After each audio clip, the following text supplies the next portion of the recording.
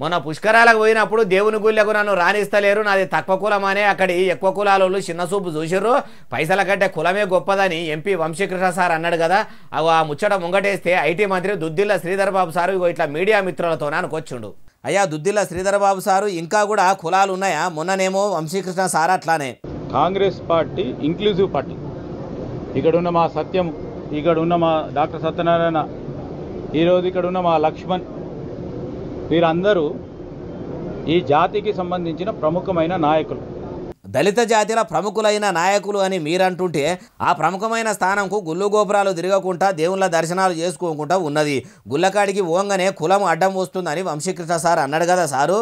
వీరిని ఏ విధంగా గుర్తించాలి, ఏ విధంగా వీళ్ళకి ముందుకు తీసుకెళ్లాలి, ఏ విధమైన వీరికి మర్యాదలు ఇవ్వాలి అని తెలిసిన పార్టీ ఇది, తెలిసిన నాయకత్వం ఈ జిల్లాలో ఉంది.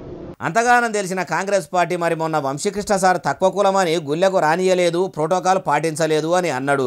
అక్కడ చూడవలసింది కులం కాదు స్థానం అని చెప్పినాక కూడా ఎందుకు పట్టించుకోలేదని ఎంపీ సారు వెనకపొంట నడిచేటోళ్లే గంగల మునిగి వాళ్ళ గాథ మొత్తం ఎనబెడితే మీరు ఎవలకు ఎప్పుడు విలువీయాలనో ఎరికే అని పడితిరి.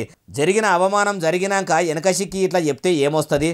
గానడమనే ఉప ముఖ్యమంత్రి మల్లుబట్టి విక్రమార్క సారు దళితుడు కాబట్టి యాదగిరి గుట్టల చిన్నపీట మీద కూసుండబెట్టి రెడ్డి బిడ్డే కాబట్టి రేవంతాల సార్ పెద్ద కుర్చీ చేసి అయ్యవార్లు మర్యాదలు చేసిండ్రని అన్నారు. అప్పుడే రచ్చరచ్చ అయినాక కూడా మళ్ళా కాళేశ్వరం పుష్కరాల కాడ వంశీ సార్ను గుడి కాడున్నోళ్ళు చిన్న చూపు చూసి విలువ లేదని ఇప్పుడు మీరు ఇట్లా అందరినీ సమానం చూస్తురని అంటుంటే మీ కాంగ్రెస్లో మీ లీడర్ల ఎంత సమానత్వం ఉన్నదో అర్థమవుతుంది అంటుర్రు ఈ ముచ్చటిన్నోళ్ళు.